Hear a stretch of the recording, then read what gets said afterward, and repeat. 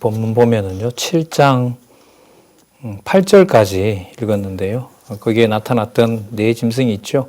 사자 같은데 독수리 날개가 있고요. 그다음 곰 같은데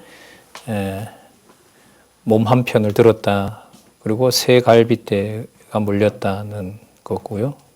그다음에 표범과 같은 모습이 나타났고, 그다음에 네 번째는 무섭고 놀라고 또 강하고 큰 철이가 있고, 이렇게 얘기를 합니다. 이것은 바벨론, 페르시아, 그다음에 파사 제국, 헬라 제국, 로마 제국, 거기에 대한 예언 내용이라고 보시면 됩니다. 이건 잠시 주석을 좀 확인하도록 그렇게 하겠습니다. 6274페이지에 가면 처음에 등장했던 바로 그 짐승 보시면은요, 바벨론 나라가 이제 평범한 나라로 된다는 얘기가 나옵니다. 그리고 두 번째 단락에 보시면 6274페이지 둘째, 곰과 같고 한편을 들었고 이 사이에 새 갈빗대가 있다고 얘기를 했는데, 이것은 바로 둘이겠죠. 그러면 몸 한편을 들었다고 했으니까 메대와 바사 연합군이었으나 나중에 바사가 더 큰 힘을 갖게 됩니다. 그리고 새 갈빗대가 물렸다는 것은 6274페이지 제일 밑에 줄에 나오죠. 리디아, 그 다음 바벨론, 애굽이 바사 연합국에게 정복당한 상태를 말합니다. 이건 민족별로겠죠. 민족이나 나라별로 이렇게 세 나라가 전부, 주위에 있는 나라들이 남쪽, 그 다음에 서쪽, 북쪽, 여기에 있는 나라들을 전부 점령했다는 겁니다. 그 다음에 네 번째는, 세 번째, 그 표범 같은 짐승이 나오는데, 거기는 그 특정한 이름이 나오죠. 6275페이지에 알렉산더 대왕이 통치하는 헬라 제국입니다. 그리고 거기 보면 그 새 날개에서 날개 넷이 나온다 그랬는데, 그 날개 넷은 6275페이지 네 나라로 나누어지죠. 나중에는 결국 두 나라로 이제 합쳐집니다만은, 처음에 프톨레미 왕가, 그 다음에 리시마쿠스 왕가, 카산더 왕가, 그 다음에 셀루커스 왕국, 이 네 나라로 합쳐집니다. 그 다음에 넷째 짐승이 바로 로마 제국입니다. 그 설명한 것까지 일단 설명을 하고요. 나중에 좀 더 자세히 나오니까, 이 로마 제국은 이제 10뿔로 표현이 됩니다. 그 10뿔인데 앞에 7뿔은 이제 왕이 큰 영향력을 행사하지는 못하지만 어쨌든 그 이태리 반도에서 이제 7명의 왕이 등장을 하고요. 그리고 거기에서 이제 왕정이 지속이 안 돼요. 왕정이 지속이 안 되고 무려 한 300여 년, 400여 년 동안 공화정이 이어집니다. 공화정이라는 말은 왕이 없는데 나라가 운영되는 거예요. 원로회를 통해서, 그 다음에 또 군사계급을 통해서, 또 백성들의 어떤 지도자, 이런 어떤 방식으로 공화정을, 우리나라가 대한민국 민주공화국이잖아요. 대의민주주의를 실현하고 있고, 이런 식으로 민의가 대변이 되면서 이 로마라는 나라가 기틀을 잡게 하는 역사가 이루어집니다.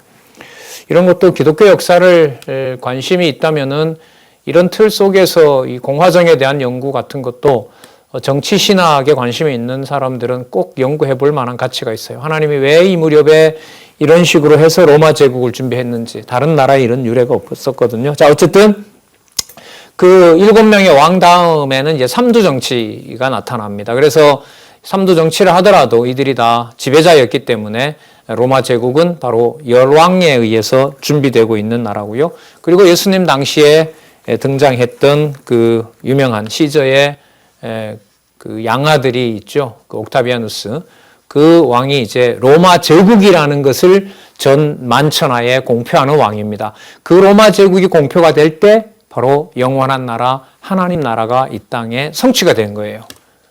아주 극적인 내용들을 아주 간략하게 여기서 지금 얘기를 하고 있습니다. 그게 바로 8장까지 나타나 있습니다. 그러니까 순서를 큰 틀에서 바벨론, 그 다음에 메데 파사인데 파사로, 그 다음에 헬라 제국이 알렉산더 대왕으로, 그 다음에 로마 제국은 열왕 체제를 10명의 통치자를 지나서 그야말로 로마 제국으로 아주 무서운 나라가 되고, 로마 나라는 여러 나라로 합해진 나라죠. 그 지금 있는 이태리 로마를 중심으로 해서 모든 세계의 제국으로 수도가 처음에는 이태리 로마였지만 나중에는 잘 아시는 그 터키의 이스탄불로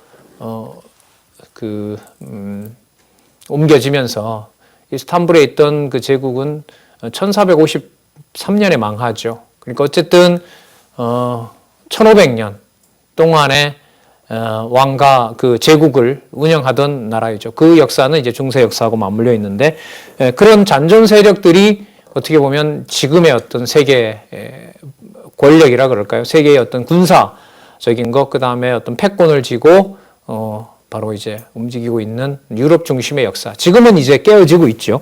서구 중심의 역사라는 게 이제는 뭐 누구도 그걸 이제 그렇게 역사를 보지는 않습니다. 자, 어쨌든 8장까지 그 네 제국에 대해서 얘기를 하고 있고요. 중요한 것은 9절부터 나오는 내용이 중요합니다. 뭐냐면 이 모든 것들을 누가 여호와께서 그렇게 하신다는 것을 알려주는 거예요. 다니엘에게.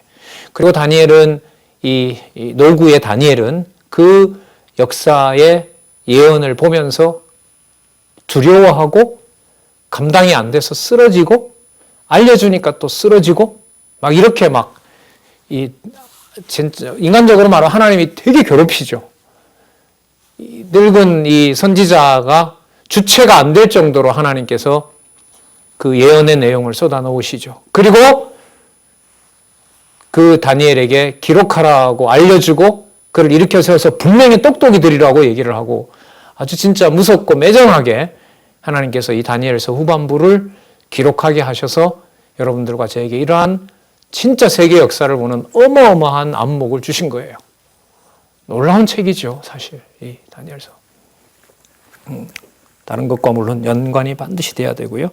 자, 9절 보겠습니다. 내가 보았는데 왕자가 놓이고 옛적부터 항상 계시니가 좌정하셨는데 그 옷은 희기가 눈 같고 그 머리털은 깨끗한 양의 털 같고 그 보좌는 불꽃이요 그 바퀴는 붙는 불 같으며 불이 강처럼 불러 그 앞에서 나오며 그에게 추종하는 자는 천천히요 그 앞에 시위하는 자는 만만이며 심판을 베푸는 책들을 펴놓았더라. 이게 영원한 심판주의이신 거죠. 하나님과 성부와 성자가 같이 오버랩 되어 있는 그런 상황이라고 해도 뭐 틀리지는 않습니다. 그때 내가 그 큰 말하는 작은 뿔의 소리로 인하여 주목하여 보는 사이에 자 21절 좀 상황이 바뀌죠. 그때 내가 그 큰 말하는 작은 뿔의 목소리로 인하여 주목하여 보이는 사이에 짐승이 죽임을 당하고 그 시체가 상한 바 되어 붙는 불에 던진 바 되었으며 그 남은 모든 짐승은 그 권세를 빼앗겼으나 그 생명은 영존되어 정한 시기가 이르기를 기다리게 되었더라. 자, 여러분 여기 보면 9절과 그 다음에 10절에서 그 무서운 짐승을 얘기하고 난 다음에 그 무서운 짐승을 통치하는 자가 누군지를 9절에서 소개한 거예요. 무섭다 이러니까 그 권세가 무서우면 안 되잖아요. 그 권세를 누가 쥐고 있으니까 옛적부터 항상 계신 이가 있는 거예요. 그 계신 이가 그 무서운 짐승, 네 번째 짐승 있죠? 그 네 번째 짐승을 관리하고 있는 거예요. 관리하고 있다는 것을 지금 11절에 보면 그때에 내가 그 큰 말하는 작은 뿔의 목소리로 인하여 주목하여 로마 황제를 얘기를 하는 겁니다. 짐승이 죽임을 당하고 그 시체가 상한 바 되어 붙는 불에 던진 바 되었으며 이거는 뭐냐면 로마 제국의 멸망까지를 지금 얘기하고 있는 거예요. 로마 제국은 어쨌든 두 번에 망하거든요. 서로마 제국이 5세기 초에 망하고 동로마 제국이 아까 말씀드린 대로 15세기 말에 망한 거죠. 15세기 말은 종교개혁 16세기로 보시면 돼요. 그러니까 유럽의 종교개혁이 일어나기 전에 동로마 제국이 이제 망함으로써 양분되었던 로마 제국이 전부 망해버리는 이 무서운 권세의 종말을 우리는 역사적으로 잘 알고 있습니다. 자, 그 다음에 12절. 그 남은 모든 짐승은 그 권세를 빼앗겼으나 그 생명은 보존돼요. 그 유럽 중심의 어떤 그 역사가 지금까지도 이렇게 진행이 되고 있잖아요. 보존되어 정한 시기가 이르기를 기다리게 되었더라. 자, 그 다음 13절 또 소개합니다. 내가 또 밤 이상 중에 보았는데 인자 같은 이가 하늘 구름을 타고 옛적부터 항상 계신 자에게 자, 그리스도가 아버지께 이렇게 보시면 돼요. 성자가 성부께 자 이렇게 보시면 됩니다. 이쪽부터 항상 계신 자에게 나와 그 앞에 인도됨에 그에게 권세와 영광과 나라를 주고, 그러면 아까 무서운 짐승보다가 더 비교가 되지 않는 더 무서운 권세를 가진 분이 바로 누구라는 거죠? 자, 여기 있는 대로 보면은 인자 같은 이인 거죠. 인자 같은 이. 예수님이 요한복음에서 뭐라 그러죠? 인자됨으로 나에게 뭘 줬다? 심판하는 권세를 주셨느니라. 이런 말씀을 하세요. 그러니까 예수님이 하늘에서만 계셨으면 심판을 못 하세요. 구체적인 심판을 못 한단 말이죠. 무슨 심판을 했는지 알 수가 없어요. 선과 악을 어떻게 나누었는지 알 수가 없는 거예요. 그러니까 예수님께서 육신을 입으시고 이 땅에 오셔서 아버지의 이름으로 하늘에서 보고 들었던 것을 유대인들을 앞에 그 당시로서는 그 당시 유대인들에게 심판하는 권세를 행하시는 거예요. 그래서 여러분 요한복음에 보면 심판 권세가 나오는 거예요. 그게 지금 여기에 다니엘을 통해서 보여줬던 인자 같은 이가 하시는 것이 바로 뭘 가지고 계세요? 심판하는 권세를 가지고 계신 거예요. 14절 권세와 영광과 나라를 주고 그 모든 백성과 나라들과 각 방언하는 자로 그를 섬기게 하였으니 그 권세는 영원한 권세라. 예, 영원한 권세라. 옮기지 아니할 것이요 그 나라는 패하지 아니할 것이라. 그러니까 제국의 시작부터 해서 무서운 제국까지 얘기하고 그 무서운 제국도 결국 뭐 해버린다? 멸망시켜버린다라는 것을 인자 같은 이가 아버지 옛적부터 항상 계신 이와 동시에 그 사역을 하신다는 사실을 알려주고 있는 거죠. 자, 그런 설명을 여러분 주석에서 잘 해주고 있습니다. 한번 더 찾아볼까요? 6276페이지 9절에서부터 14절 다니엘 선지자가 왕자에 앉으신 심판주가 재림하셔서 짐승들을 심판하고 나라를 받는다는 것까지, 그러니까 심판까지, 재림까지 여기서 다 모습을 보여주고 있는 겁니다. 그래서 신약의 재림 사건이 나오는 것은 여기 보는 대로 다니엘서에 근거를 두고 있다. 중간쯤에 보시면은 한 중간쯤에 보시면은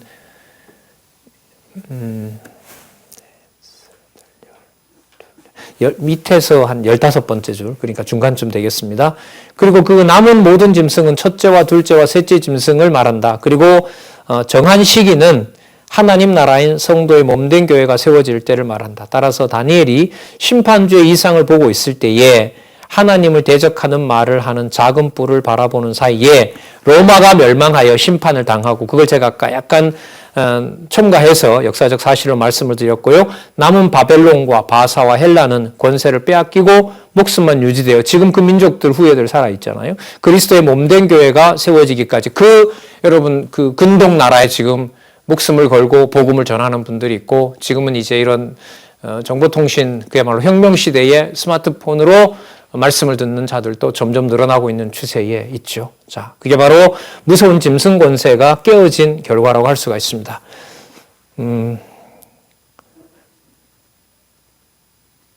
밑에서부터 그러한 하나님 나라의 권세에 대해서 밑에서부터 네 번째 줄, 이는 죽었다가 부활하신 그리스도께서 하늘로 승천하셔서 하나님께로부터 권세와 영광과 나라, 곧 영원한 하나님 나라인 그리스도의 몸된 교회를 부여받아 만왕의 왕으로 만백성의 섬김을 받게 하였으므로 그 나라가 영원하다는 뜻으로 해석한 것이다. 이렇게 다니엘 선지자는 왕자에 앉으신 심판주가 재림하셔서 짐승들을 심판하고 나라를 받는다고 예언하셨다. 이것은 이제 요한계시록까지 염두에 두고 여기서 주석을 하고 있는 거죠. 자, 그러면 7장 15절에서부터 28절까지 넷째 짐승을 심판할 때 성민 나라를 어떻게 세우실 것인지를 먼저 말씀을 하세요. 자, 7장까지 성민 나라의 시기를 뭐가 끝난 다음에 마지막 넷째 짐승이 끝난 다음에 온다는 걸 일단 먼저 얘기를 하세요. 먼저 얘기하고 난 다음에 이제 바벨론이 망할 때 예언이 됐으니까 바벨론 다음에 나오는 어떤 나라? 파사가 이렇게 망한다. 파사 다음에 나오는 아까 헬라 제국의 알렉산더가 세운 어떤 나라? 헬라 제국 이렇게 망한다. 그 헬라 제국을 누가 멸망시키느냐? 짐승 권세가 멸망시킨다. 그런데 그 짐승 권세는 여기 7장에서 이미 뭐라고 했어요? 반드시 나중에 망하게 되어 있다. 이렇게 얘기를 하고 있는 거예요. 아주 짜임새가 너무너무 논리적이에요. 이 흐름이 진짜. 앞으로 역사 연구를 하는 아주 기본적인 모델도 나와 있어요. 그러니까 하나님을 소개하고 성경의 전체 원리를 언약과 성취 섭리사 속에서 구도를 잡고 그 다음에 예를 들면 한국의 근대 역사, 한국의 140년 동안의 기록물로 나와 있는 걸 중심으로 한국교회 역사의 틀을 잡으면 언약과 성취, 섭리사를 통해서 본 성경신학적인 역사신학이 되는 거죠. 그 틀이 잡히면 역사도 그렇게 볼 수 있고, 내가 사는 지역도 볼 수 있고, 자신이 속한 교회사도 볼 수 있고, 내 개인의 가정사도 전부 다 정리가 되는 거예요. 이 바탕은 지금 다니엘에게 보여주고 있는 것처럼 뭐가 바탕이 돼야 돼요? 창세전 하나님의 작정의 바탕을 둔 언약과 성취라는 구도로만 이게 설명이 되는 겁니다. 그러니까 이걸 대체하면 안 돼요. 이런 구도를 성경이 아닌 다른 어떤 세상 역사의 많은 정보를 가지고 여러분이 이렇게 왜곡시킬 수는 없어요. 이 틀이 유지가 안 되면 보는 어떤 역사적 내용들을 구성을 못 한단 말이죠. 그 수백 권의 책을 어떻게 구성을 해요? 다 볼 수도 없는데. 그 다 못 보다가 그냥 성경신학 놓치고 갈 수는 없잖아요. 그 연구 방법이 그래서 중요한 거예요. 그래서 그것을 지금 성경 이 강론, 이 원로의 기술 방법은, 이 저술 방법은 최소화시키는 거죠. 가장 명확한 사실들을 머리에 담고 그걸 하나로 포착해서 다니엘서 구조 속에 그 역사를 보는 거예요. 그러니까 성경 중심적인 성경을 보는, 역사를 보는 방식을 우리는 여기서 이제 읽어나가면서 배울 필요가 있죠. 왜, 저도 이거 과거에 교정 보면서 왜 좀 더 써주시지, 왜 이걸 여기서 이렇게 했을까? 그럼 이제 성경 전체 균형이 무너져요. 여러분이 페르시아, 헬라 역사가 얼마나 많은데요. 그냥 뭐 여러분이 다니엘서의 구조를 설명한다고 그걸 여러분 수십 페이지씩 붙여보세요. 그러면 이 균형이 무너지는 거. 어떤 거는 뭐 몇 장씩 나가고, 어떤 것은 뭐 수십 장씩 나가고. 그러면 이 성경 강론 전집의 본래 목적을 이룰 수가 없는 거였어요. 그래서 이걸 보면은 고민이 많아요. 아, 여기서 고민을 했구나, 여기서 고민을 했구나. 앞으로 글쎄요, 지금 준비되고 있는 뭐 석사과정, 박사과정, 또 학사과정, 이 모든 과정들이 지나면서 실제로 논문을 쓰고 하는 연구자들이 얼마나 늘어날지는 모르겠지만, 개인적으로는 빨리 좀 많아졌으면 좋겠어요. 왜? 앉아서 좀 심도 있는 연구를 하게. 나이 좀 더 들기 전에. 그래서 저 혼자 하는 것보다 이게 10,000페이지인데, 저도 한 300페이지 하고, 저분도 한 300페이지 하고, 저분도 한 300페이지 하고, 아니면 사람 많은 100페이지씩 나누어서 오류가 없는지, 원어에 오류가 없는지, 역사신학 중심으로 구성이 잘 돼 있는지, 왜 이만큼만 기록했는지, 그걸 저 혼자 하는 것보다 여럿이 하면 좋을 것 같으니까요, 저는. 자꾸 오늘 쓸데없는 소리를 하는데요. 죄송합니다. 자, 6277페이지, 넷째 짐승을 심판할 때에 성민나라를 세우신다는 것을 예언합니다. 다니엘이요, 어떤 상황인지 한번 볼게요. 15절, 나 다니엘이 중심에 근심하며 내 속에 이상이 나로 번민케 한지라. 힘든 거예요, 이 원로인 다니엘이. 내가 그 곁에 모신 자 중 하나에게 나아가서 이 모든 일의 진상을 물으며 그가 내게 고하여 그 일의 해석을 알게 하여 가로되 이 큰 네 짐승은 4명의 왕이다. 세상에 앞으로 일어날 것인데 18절, 지극히 높으신 자의 성도들이 나라를 얻으리니. 자, 성민나라 세우신 맞죠? 그러니까 뭐가 등장하는 것이, 세상 나라가 등장하는 것이 무슨 과정이다? 여기 보세요. 어떤 나라가 누가 얻는다 그래? 18절. 지극히 높으신 자의 성도들이 나라를 얻으리니. 그게 무슨 나라요? 성민 나라 아니에요. 그 누림이 영원하리라. 아, 멋있는 말씀 나오죠. 영원입니다. 영원하신 하나님의 나라. 그 나라를 우리는 에스겔에서 봤고요. 그 다음에 처참한 기아의 엄청난 광경 속에서 다니엘이 기도했던 부분이고요. 이사야를 통하여 고레스를 통해서 보여주었던 어마어마한 준비되어 있는 나라, 그 나라가 바로 하늘에 있다는 사실을 우리는 선지서에서 보았습니다. 18절, 지극히 높으신 자의 성도들이 나라를 얻으리니 그 누림이 영원하리라.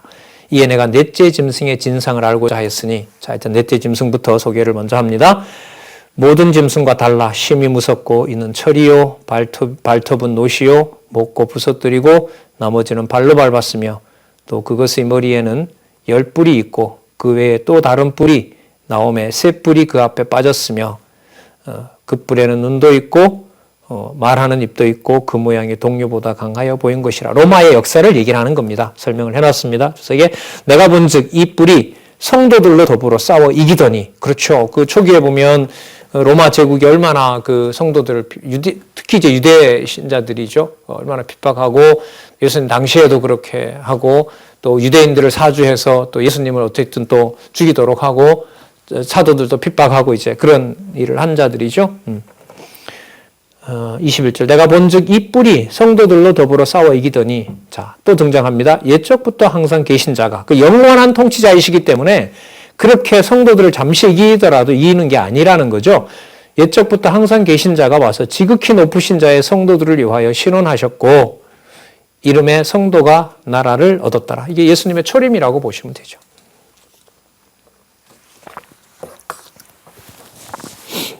모신 자가 이처럼 이르되 넷째 짐승은 곧 땅의 넷째 나라인데 이는 모든 나라보다 달라서 천하를 삼키고 밟아 부서뜨릴 것이며 열불은 내 나라에서 일어날 열왕이다. 자, 열왕을 아까 말씀드렸죠. 7명의 왕과 나중에 왕 노릇을 했던 통치자죠. 그 사람들도 삼두정치 3명의 그 왕들 여기에 보면 다 표현을 하고 있죠. 로마의 7 왕도 기록을 하고 있고 그 다음에 그 3명의 그 삼두정치를 했던 통치자들에 대해서도 다 알려주고 있습니다. 자, 그런 부분들은 여기서 참조하시면 됩니다. 뭐 시저라든지 그 다음에 옥타비아누스라든지 그 다음에 리시마코스라든지 그런 이름들이 등장하는데요. 본문을 미리 말씀을 드렸기 때문에 본문 따라가는 데는 크게 어려움이 없을 겁니다. 자, 열왕 아까 말씀드렸고요. 또 하나가 일어나리니 바로 이 하나는 10명의 왕을 모두 포함한 이제 제국의 왕이 되는 거죠. 여기서 보면 이제 시저의 양아들이었던 예수님 당시에 있었죠. 호적하라고 명했던 바로 그 옥타비아누스라고 할 수가 있습니다. 아우구스도라고 나오죠. 거기 보면 그는 먼저 있던 자들과 다르고 새 왕을 정복시킬 것이요 그가 장차 말로 지극히 높으신 자를 대적하며 또 지극히 높으신 자의 성도를 괴롭게 할 것이며 그가 또 때와 법을 변개코자 할 것이며. 그러니까 유대인들이 지키든 또 성도들이 지키는 그런 때와 그 절기나 이런 것들을 전부 다 불허하는 거죠. 그래서 적어도 예수님 당시부터 300여 년 동안 기독교의 대박해가 시작이 되는 거예요. 380년경까지 계속 330년까지 박해가 시작되죠. 그 다음에 중세로 넘어가는데요. 중세로 넘어가는데 그 로마 황제의 박해 이후에 기독교가 뭐가 되죠? 국교가 되면서 기독교가 이제 타락하는 거죠. 참 하나님의 역사가요. 진짜 놀라워요. 이거 보면. 이 자들이 이제 유대 성도들을 괴롭히잖아요. 그 다음에 이제 이방인들 중에서도 믿는 자들을 괴롭혀요. 그걸 이제 한 300년 동안, 한 300여 년 동안 지속이 됩니다. 예수님 죽으신 다음에 300년 동안. 그러면 330년경에 되잖아요. 그런데 로마가 전쟁을 하면서 기독교인들이 도와줘요. 로마 제국에서 많은 기여를 합니다. 그러니까 그 로마의 황제가 기독교를 처음에는 허용을 했다가 나중에 380년경에 4세기 말에 기독교가 로마의 국교가 되죠. 그래서 기독교인을 핍박하던 자는 모두가 로마의 대적이 되는 거예요. 그러면서 이제 교회가 부패하게 되죠. 왜냐하면 로마가 국교가 기독교이기 때문에 과거에 했던 대로 전쟁에 이기는 포상물의 첫 번째 바치는 곳이 어디예요? 옛날에는 자기네들이 섬기던 우상이었는데 이제는 어딜까요? 교회인 거예요. 그래서 교회 재산이 모인 거예요. 1000년 동안. 그 재산을 모두가 통합해서 그 모든 동산, 부동산, 종 모든 것을 관리했던 자가 바로 로마 교황이에요. 그래서 그 교황청에 뭐가 있는지 모르잖아요. 엄청난 이제 부가 있다는 거 아니겠어요? 그걸 이제 밝히고 있죠. 어쨌든 그렇게 해서 여러분 중세 1000년이 부패한 겁니다. 그렇게 한번 보세요. 짐승 권세인 나라 권세를 하나님께서 세상 권세가 교회를 도움을 준다 싶어서 보호해주게 되잖아요. 그럼 반드시 이거는 뭐로 가게 돼 있어요? 부패로 가게 되어 있어요. 부패로 가게 되어 있어요. 통일 신라 시대에 우리 1000년 왕국이라 하거든요. 1000년 동안에 여러분 그 국가가 불교 국가였잖아요. 그러니까 신라가 전쟁을 하고 난 다음에 전리품을 가져오잖아요. 그럼 그 전리품을 제일 먼저 어디로 가져갈까요? 절로 가져가는 거예요. 부동산을 줬어요. 그럼 뭐도 딸려 보내야 돼요? 수많은 종도 딸려 보내야 되는 거예요. 모든 어떤 종교 형태가 그래요. 그래서 여러분 진짜 교회에서, 교회 문화에서 정치적 힘을 얻는 뭔가에 의존하는 것은 매우 매우 위험한 겁니다. 하나님의 심판의 어떤 이 경고를 우리는 분명히 이 역사를 통해서도 알 수가 있어요. 자, 그 모든 내용들을 상세하게 이해해 갈 수 있도록 이 다니엘서에서 소개를 하고 있고요. 공부를 더 원하시는 분들은 제가 말씀드린 이 틀 속에서 여러분들이 연구하시면은 조금은 유익한 안내를 좀 해주셨다고 봐요. 로마서를 읽으셔도 되고, 뭐 한 권짜리 읽으셔도 되고, 뭐 근래에 나왔던 뭐 10권짜리 역사도 있고, 그러나 이제 이 방향은 저희들이 흔들리지 않았으면 좋겠습니다. 자, 하나님이 그렇게 해놓으신 거라는 거죠. 25절 중간에 성도는 그의 손에 붙임받아요. 자, 이게 나옵니다. 한때 두때 반때를 지나리라. 미리 말씀드리면 이것은 헤롯 가문이에요. 헤롯 가문이 그 헬라 제국이 망할 무렵에 그 에서의 후예들이죠. 에서의 후예. 그 에돔 족속 있죠. 에돔 족속을 뒤에 보면 이제 이게 나오는데 에돔 족속을 바벨론 제국에서부터 살아남게 해요. 하나님께서. 살아남게 하는데 그 세력이 그렇게 강하질 않아요. 그런데 하나님이 이걸 언제 쓰냐 하면 헬라 제국이 로마 제국으로부터 망하게 될 때 이 에돔 족속의 후예들이 로마 제국에 붙어요. 로마 제국에 붙게 해요. 그리고 로마 제국이 아까 삼두 정치를 했던 폼페이우스라는 사람에게 아주 잘 보입니다. 그래서 예수님 당시에 있었던 헤롯 대왕의 아버지가 그 폼페이우스라는 삼두 정치 그 통치자에게 유대 지방에 대한 통치권을 부여받아요. 그래서 거짓 유대 왕이 등장하는 때가 바로 한때, 두때, 반때입니다. 그럼 한번 보세요. 예수님 당시에 태어났을 때 유대의 왕은 누구냐면 헤롯 가문이에요. 그러나 그 헤롯 가문을 보호하고 있고 헤롯 가문의 그 배후에는 또 누가 있어요? 로마 제국이 있는 거죠. 그러니까 짐승 권세가 예루살렘을 지배하고 있을 때 어떤 나라가 오는 거죠? 영원한 나라가 이 땅에 왔죠. 그게 바로 천국, 바로 하나님 나라인 거예요. 그 구도를 지금 이 다니엘에서 아주 선명하게 보여주고 있는 거예요. 그런데 다니엘의 아픔은, 인간적인 다니엘의 아픔과 슬픔은 어디 있느냐? 그 모든 나라들이 바뀌어갈 때 누가 힘들다는 거예요.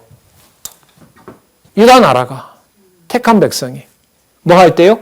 바벨론이 바사가 망할 때. 여러분, 바벨론이 망할 때는 좀 좋아했지만 바사 제국이 망할 때 유다가 또 황폐화되거든요. 여기 볼까요? 어디가?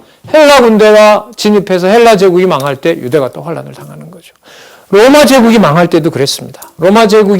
서로마 제국이 망할 때도 그랬고요. 동로마 제국이 망할 때도 물론 중세 신학의 여파가 큰 비성경적인 신학이긴 하지만 하나님을 부르던 자들이 1차적인 핍박의 대상이었죠.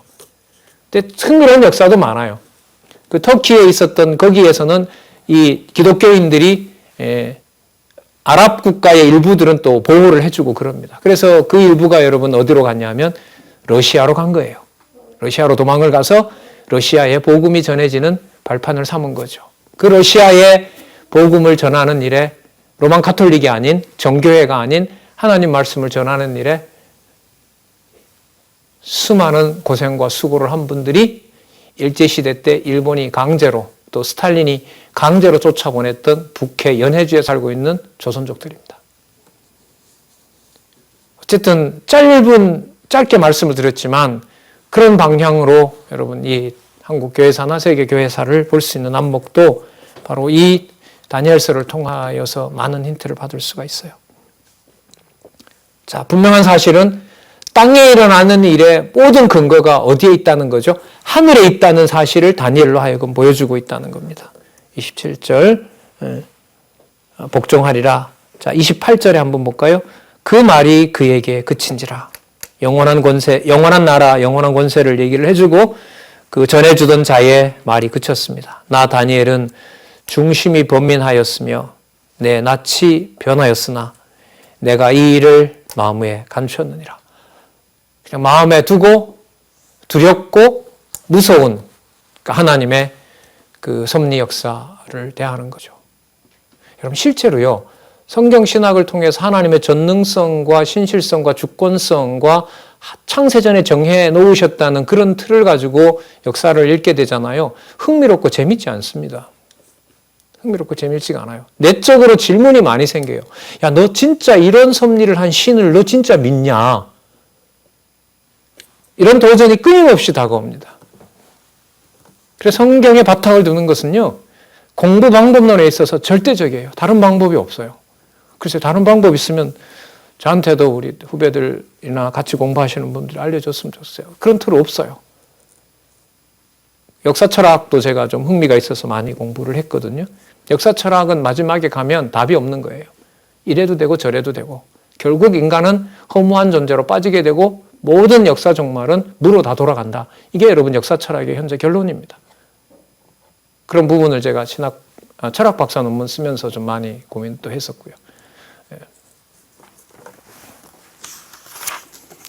자, 그래서 여러분 6280페이지에 보면 그 저자의 많은 그 설명이 나와요. 뭐 많지도 않죠. 한 페이지 정도니까요. 여러 그 관련 문헌들을 아주 압축해서 그렇게 지금 설명을 잘하고 있고요. 그 부분들을 여러분 참조하시면 돼요. 그러니까 아까 로마 제국 막판에 한때 두때 반때 헤롯 가문이 자 한때는 한 왕이 있을 때를 말하고요. 두 때는 그 다음 이제 왕으로 이어지는 거고요. 반때라는 것은 뭐냐면 그 왕이 통치할 때 이렇게 되는 겁니다.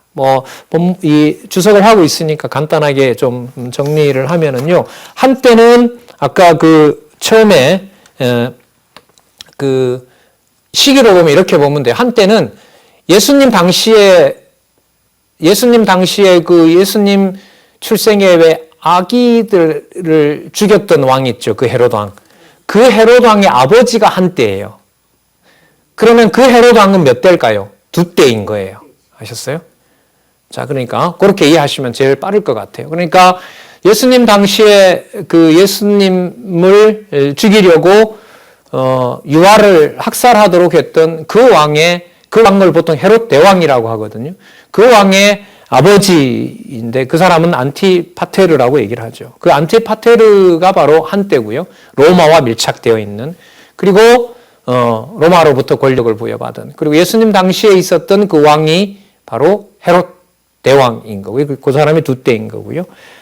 반때는 누구냐 하면 예수님 당시에 잠시 그 사마리아와 유대를 지배했던 헤롯 왕이 있는데 아켈라오라고 있어요. 근데 아켈라오는 성경에 뭐라고 나오냐면 하도 못된 짓을 해서 충이 먹어 죽여버려요.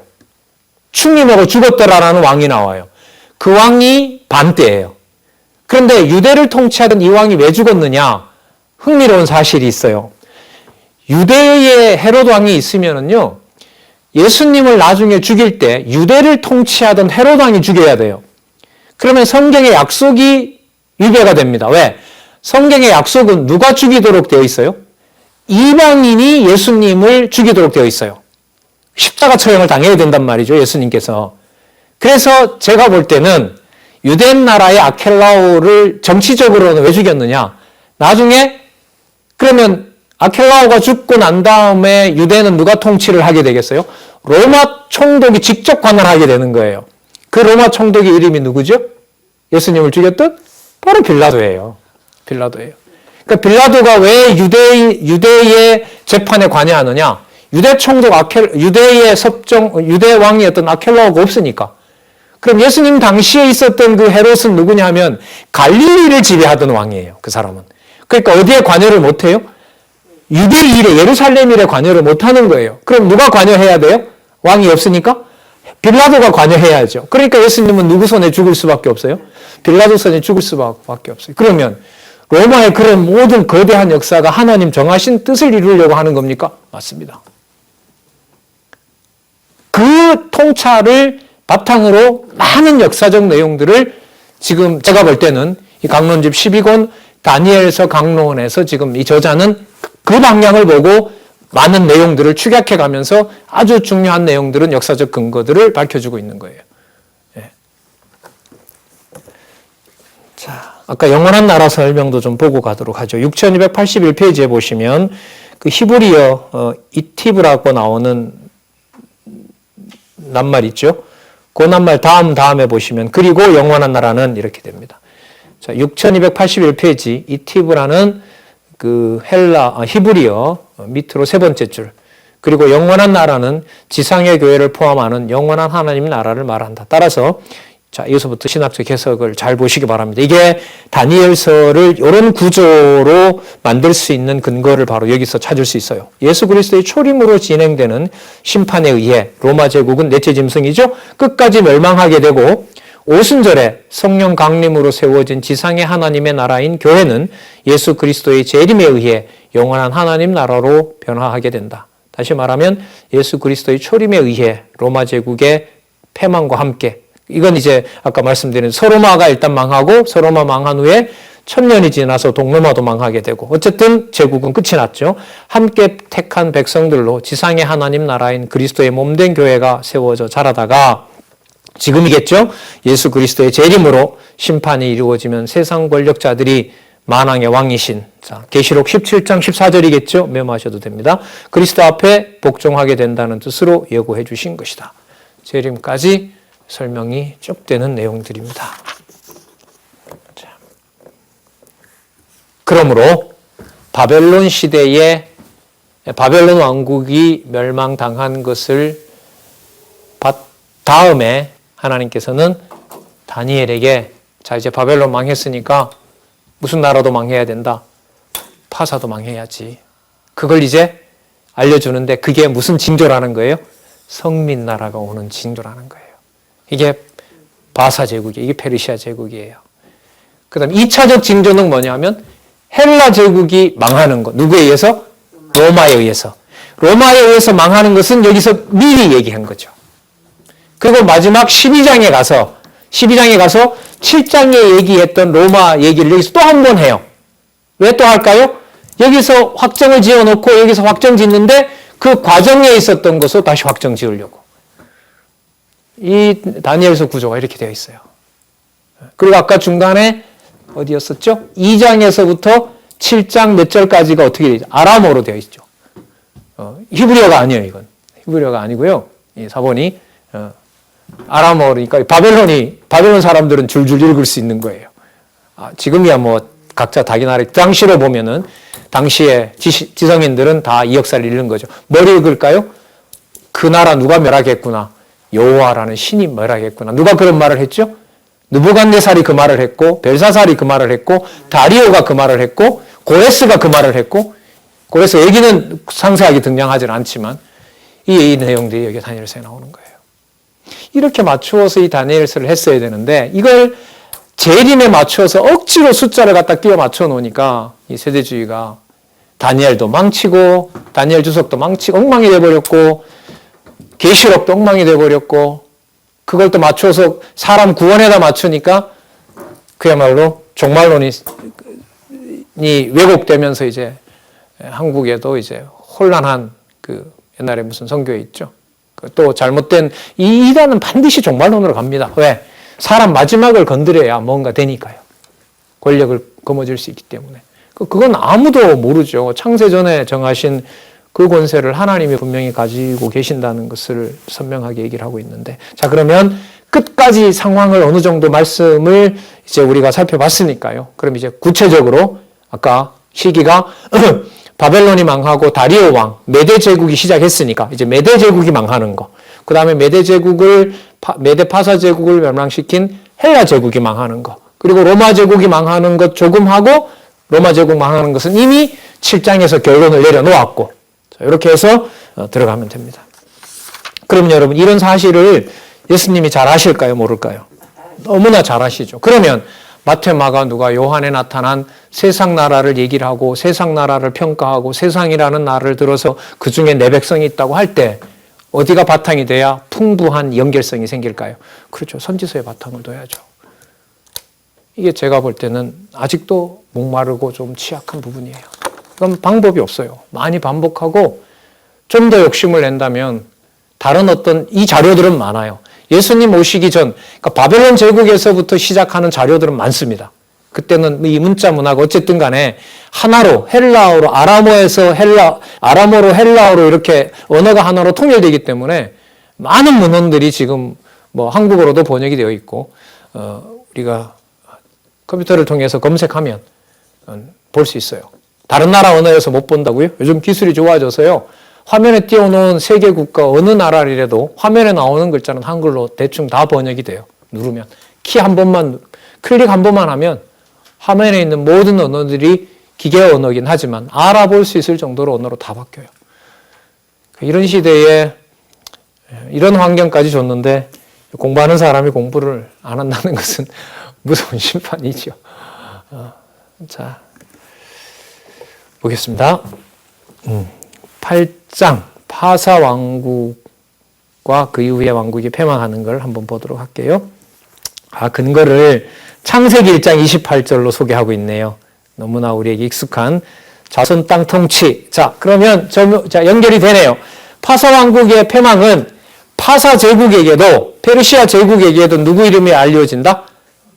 여호와 하나님의 이름이 알려지고 앞으로 예수께서 오시면 그리스도로 오시면 그분이 만왕의 왕이 되신다는 증거가 되는 거구나. 그래서 파사 왕국의 멸망의 근거를 뭐 신명기나 민수기 내용도 넣을 수 있지만 어디를 들었구나?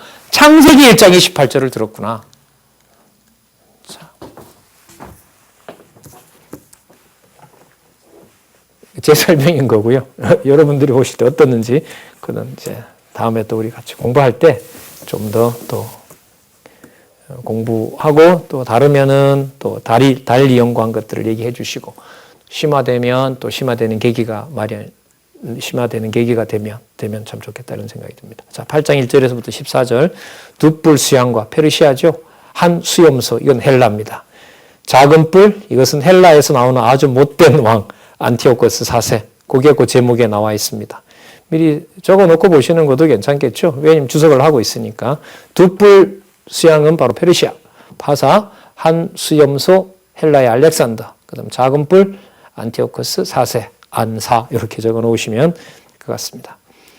8장 1절에 벨사살 왕 3년에 여기 보면 553년이라고 얘기를 하고 있죠.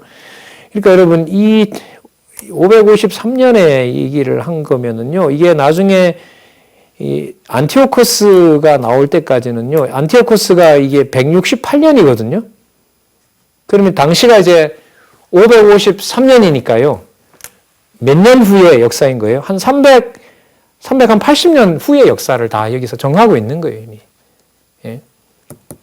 당시가 여러분 553년인데 안티오코스 에피파네스가 168년에인가 이때 등장하거든요.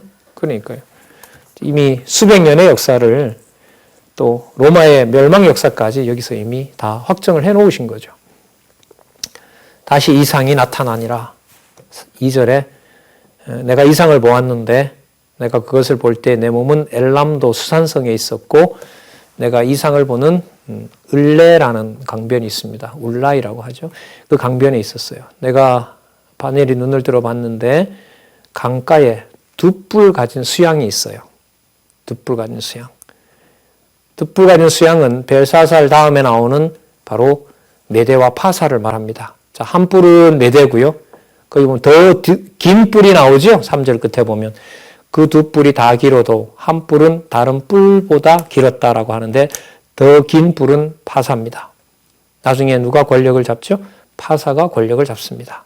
자, 4절에 보시면 내가 본즉 그 수양이 서와 북과 남을 향하여 자, 파사에서 서쪽이면 유대와 관계되고요.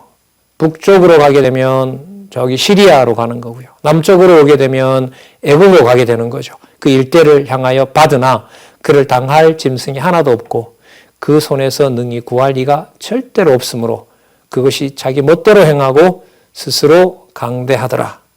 그래서 그 주변에 있던 세 나라에 대해서 여러분 아까 이제 그 세 나라 얘기가 나왔던 거죠. 그러니까 서북남에 대해서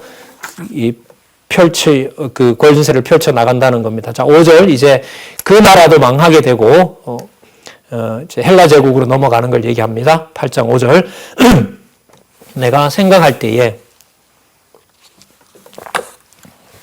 한 수염소가 헬라의 알렉산더 대왕입니다. 한 수염소가 서편에서부터, 왜냐하면 그리스가 서쪽에 있잖아요. 마케도니아가 서쪽에 있으니까요. 파사의 기준으로 보면 서편에서부터 와서 온 지면에 두루 다니되 땅에 닿지 아니하고 엄청 빠른 거죠. 그래서 이 사가들의 기록에 보면 얼마나 빨리 달리는지 공중에 떠서 다니는 것처럼 보였다고 그렇게 표현할 정도예요. 그 염소 두 눈 사이에는 현저한 뿔이 있더라. 그 권세를 말하는 거죠. 그것이 두 뿔 가진 수양, 곧 내가 본 바 강가에 있던 양에게로 나아가되, 그러니까 파사인 거예요. 메데 파사 그 나라로 분노한 힘으로 그에게 달려가느니 내가 본즉 그것이 수양에게로 가까이 나아가서 더욱 성내어 그 수양을 땅에 엎드러뜨리고 짓밟았으나 능히 수양을 그 손에서 벗어나게 할 리가 없더라. 여러분 역사적인 이 기록을 보면은요, 이 마지막에 이 파사 제국이 이 알렉산더의 아버지인 필리푸스라는 왕이 있어요. 그 왕을 그 첩자를 보내가지고 결국 그 아버지가 살해가 돼요. 그래서 알렉산더가 엄청 열을 받은 거예요. 그러니까 이 바사라는 말이 나오면 이가 갈리는 거예요. 이 알렉산더는 10대 때부터 그 10대가 안 됐을 때 아버지가 암살을 당했기 때문에 거기 이제 진짜 이제 칼을 갈고 있었던 거예요. 그렇게 이제 묘사가 돼요. 어쨌든 자 벗어날리게 할 리가 없더라. 머리도 비상하고요. 교육도 전술까지 당대에 엄청난 그 좋은 교육을 받습니다. 스승이 아리스토텔레스였다고 그러잖아요. 수염소가 알렉산더가 스스로 심히 강대하여 가더니 강성할 때 이것도 하나님이 이제 패해버립니다. 그 큰 뿔이 꺾이고 그 대신에 현저한 뿔 넷이 하늘 사방을 향하여 났더라. 자, 네 나라로 번성하게 되는 거예요. 자기는 죽었지만. 그래서 자기가 살던 본토가 여러분 마케도니아거든요. 지금 마케도니아인데 뭐 그렇게 영향력은 없지만은요. 어쨌든 출생지는 지금도 나라로 있죠. 마케도니아예요. 거기에 이제 카산드로스라는 사람이 지배를 하고 있었고요. 그 다음에 볼까요? 그 다음에 여러분 한 나라는 또 어디에 있었냐면 지금 터키 생각하시면 돼요. 터키의 트라키아라는 지방을 지배하고 있었고요. 그 다음에 북쪽에는 시리아라고 많이 들어보셨죠. 시리아가 있었고요. 남쪽에는 아까 말씀드렸던 이집트가 있었던 거죠. 그러니까 북쪽에는 누가 있는 거예요? 북쪽에는 시리아가 있고요. 남쪽에는 애굽이 있고요. 그 다음에 가까이에는 뭐가 있냐면 마케도니아가 있고요. 그 다음에는 그 소아시아에는 또 이제 그 트라키아라는 데가 있어요. 근데 이 북쪽에 있던 시리아에 의해서 이 두 번 그 트라키아는 결국은 망하게 돼요. 그리고 마케도니아도 결국은 규모가 적기 때문에 거기도 결국은 흐지부지하게 되고요. 그러니까 어디가 남는 거죠? 남쪽과 북쪽. 그러니까 이른바 셀루커스라는 왕조가 북쪽에 남고요. 네 나라지만. 그 다음에 남쪽에는 프톨레미라는 왕가가 남아요. 그러니까 남하고요. 북이 남는 거죠. 북쪽에 있는 셀루커스 왕조. 남쪽에 있는 애굽. 이 두 개의 세력이, 두 세력이 300년에서부터, 알렉산더가 한 30년경에 죽거든요. 300년경에 죽어요. 300년경에 죽으면서 네 나라였다가 두 나라 구도가 되면서 그 이후로 200여 년 동안, 그래서 300년이니까 200년, 그리고 100여 년, 로마가 등장할 때까지 그 200여 년 동안의 역사가 진행되는 데가 바로 헬라 제국이라고 보시면 돼요. 그 헬라 제국도 결국은 어떻게 된다 그랬죠? 헬라 왕국이 패망하게 돼요. 패망할 때 헤롯 가문은 로마에 붙게 되면서 유대의 거짓 왕이 되는 거예요. 그렇게 진행이 돼요. 그래서 아까 말씀드린 대로 로마 제국은 치명적인 범죄를 저지르죠. 그게 바로 주 예수 그리스도를 십자가에 죄인으로 죽이잖아요. 그 로마 제국을 두면 안 되죠. 그래서 아까 망한다고 얘기가 됐고요. 잔존해서 저기 동쪽과 서쪽의 경계인, 그러니까 유럽과 아시아의 연결이 터키잖아요. 그 터키란 말이죠. 거기에 가서 더 큰 나라를 세우려고 이제 요량을 했지만은 결국 그 나라도 나중에 이제 완전히 망해버리고 로마 제국이 해봤자 어떤 흔적도 없이 뿔뿔이 흩어져서 유럽의 어떤 그 지형을 지금 만들고 있다. 이렇게 보시면 됩니다. 자, 9절에 보시면 그중 한 뿔에서 또 작은 한 뿔이 나서 남편과 동편 또 영화로운 땅을 향하여 심히 커지니. 시간이 다 됐네요. 자, 아까 좀 역사적 설명을 하다가, 좀 시간이 지났는데요. 9절부터, 자, 8장 9절부터 우리 다음 시간에 하도록 그렇게 하겠습니다. 자, 오늘 여기까지 하고요. 그 주석에 설명이 간단하게 잘 나와 있기 때문에 12장까지 제가 볼 때는 한 번은 좀 어려워요.